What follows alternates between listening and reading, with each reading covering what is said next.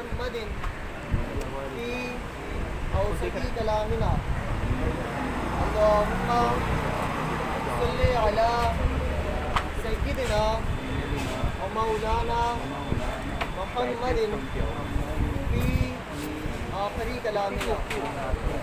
شمع رسالت کے پروانوں میرے پیارے آقا صلی اللہ تعالیٰ علیہ وسلم کے پیارے دیوانوں، جو درود مبارکہ بھی ہم نے پڑھی، اس کی فضیلت میں آتا ہے کہ کوئی بندے مومن اس درود شریف کو صبح کے وقت ایک مرتبہ پڑھتا ہے تو شام تک، اور شام کو ایک مرتبہ پڑھتا ہے تو صبح تک، یعنی پورے 24 گھنٹے اللہ رب العزت کی بارگاہ میں، حضور صلی اللہ علیہ وسلم کی بارگاہ میں درود شریف کا نذرانہ پیش کرنے کا اس کو ثواب ملتا ہے۔ تو یہ سبحان اللہ، تو ہمیں چاہیے درود شریف کو یاد کرے اور صبح کے وقت ایک مرتبہ پڑھے اور شام کو ایک مرتبہ پڑھنے کی کوشش کرے گے انشاءاللہ۔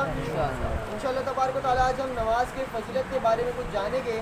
اللہ رب العزت کی بارگاہ میں دعا ہے کہ مجھے حق کہنے، آپ سب کو حق سننے اور اس میں سب سے زیادہ عمل کرنے کی توفیق عطا فرمائے۔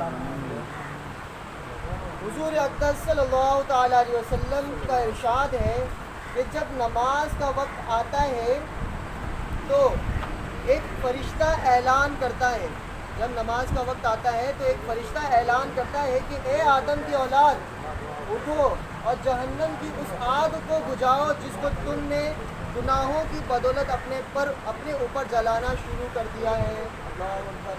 چنانچہ دیندار لوگ اٹھتے ہیں، وضو کرتے ہیں اور ظہر کی نماز پڑھتے ہیں، جس کی وجہ سے ان کے صبح سے ظہر تک کے گناہوں کی مغفرت کر دی جاتی ہے۔ سبحان اللہ۔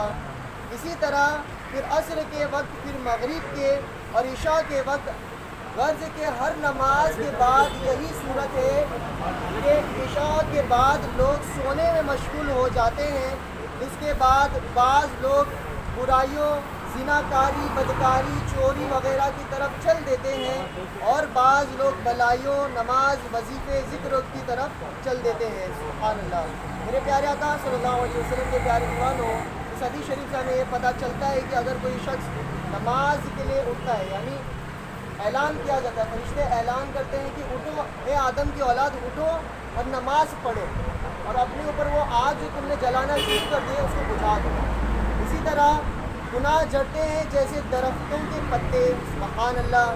حضرت ابو ذر رضی اللہ تعالیٰ عنہ سے روایت ہے کہ نبی اکرم صلی اللہ تعالیٰ علیہ وسلم نے ارشاد فرمایا، موسم سرما میں باہر نکلے اور درختوں کے پتے جھڑ رہے تھے، یعنی ایک ایسا موسم ہوتا ہے نا جب درخت کے پتے جب جھڑتے ہیں، تو اس وقت حضور صلی اللہ علیہ وسلم باہر نکلے، آپ نے ایک درخت کی دو شاخیں پکڑ کر انہیں ملایا، ان سے پتے جھڑنے لگے۔ آپ نے فرمایا، اے ابو ذر، میں نے کہا حاضر ہو اے اللہ کے رسول صلی اللہ علیہ وسلم۔ آپ نے فرمایا، جس کا ترجمہ ہے، مسلمان بندہ اگر نماز پڑھتا ہے، اس سے اللہ کی رضامندی کا ارادہ کرتا ہے، تو جس طرح اس درخت سے پتے گر رہے ہیں اسی طرح اس کے گناہ گر جاتے ہیں۔ سبحان اللہ۔